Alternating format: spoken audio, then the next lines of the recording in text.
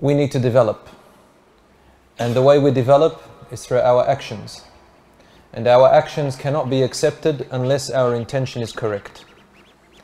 Rasul sallallahu alayhi wa sallam said in the hadith which is muttafaq alayhim, Bukhari and Muslim, إِنَّمَا الْأَعْمَالُ بِالنِّيَّاتِ.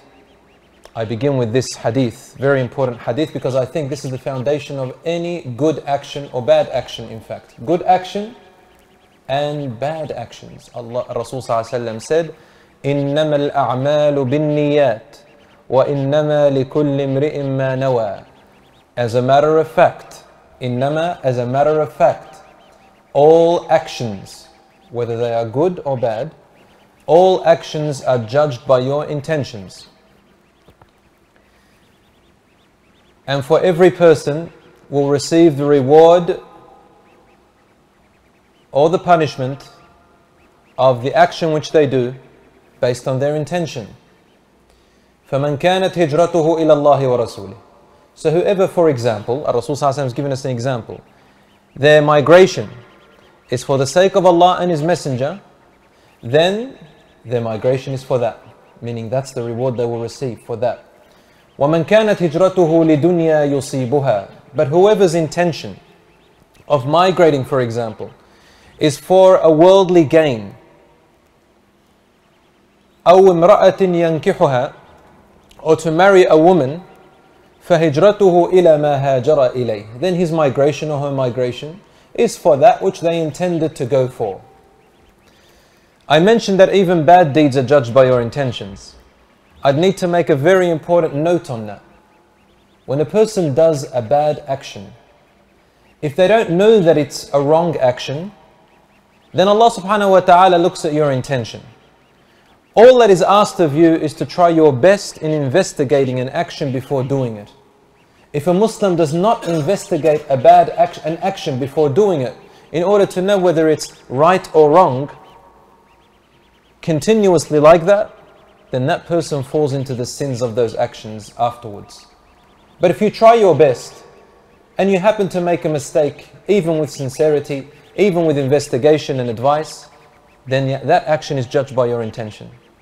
An example of that is when Rasul sallallahu alayhi wa sallam asked or commanded the Muslims, the Muhajirin and the Ansar, in the Battle of Khandaq. Have you all heard of the Battle of Khandaq? Battle of Khandaq. When the neighboring Jewish tribe called Bani Qurayza were in a treaty agreement with the Muslims, and they had betrayed the Muslims, and they were about to be the cause of the massacre and destruction and annihilation of the Prophet ﷺ and all the Muslims in Medina. So Rasul sallallahu alayhi wa sallam, he did not take his armor off and said to the Muslims, we will not pray Asr except at Bani Qurayza. So some of them went before others. A group that was behind, they couldn't reach the Prophet ﷺ in time. The Asr time was almost over. It was almost Maghrib. So a group of them, they differed. A group of them said, you know, we should take the Prophet ﷺ's words literally. For he does not speak out of his own whims. وَمَا يَنْطِقُ عَنِ الْهَوَى إِنْ هُوَ إِلَّا وَحْيٌ يُوحَى. So they use that dalil. He does not speak out of his own whims, except from Allah subhanahu wa ta'ala, what He has inspired to him. And another group said, no. Allah subhanahu wa ta'ala says in the Quran, إِنَّ الصَّلَاةَ كَانَتْ عَلَى الْمُؤْمِنِينَ كِتَابًا مَوْقُوتًا. Prayer has been prescribed upon the believers in an appointed time. So each one used evidence that is credible. The only difference now, I mean, they both have their evidence which is credible, but they have different opinions, right? The only thing now that will make or break is their intentions.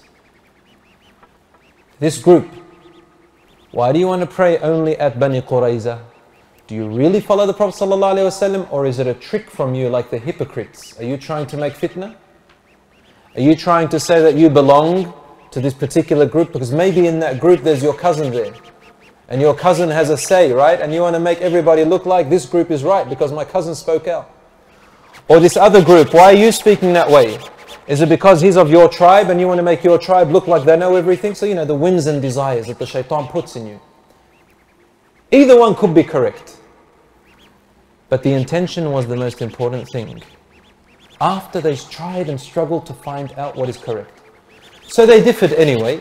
A group prayed their Asr before the Maghrib came. So before they arrived at Bani Qurayza. And another group waited until Maghrib time came and they prayed their Asr at the Maghrib time at Bani Qurayza. When they arrived at the Prophet ﷺ, they said, Ya Rasulullah, this is what happened to us. What's the solution? And what did the Prophet ﷺ say? He said, you have both targeted the correct target. He didn't even say who was right or wrong. You can take it as being both right if you like. But the expression that Rasul ﷺ used was asabtum. You both asabtum. You both reached the target. What is the target? Two conditions. Sincerity in your heart. And secondly, you've done everything within your capability of knowledge and investigation to try and come to what is more correct. And that was all that needed to be known. That was the important thing.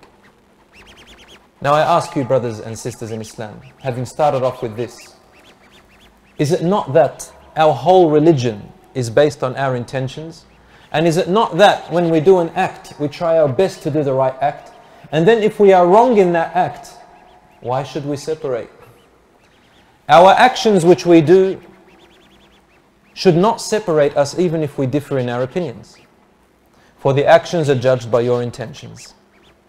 And maybe all the actions which cause fitna between us, good actions or bad actions that cause fitna between us, really do come down to what comes out from here, from the hearts.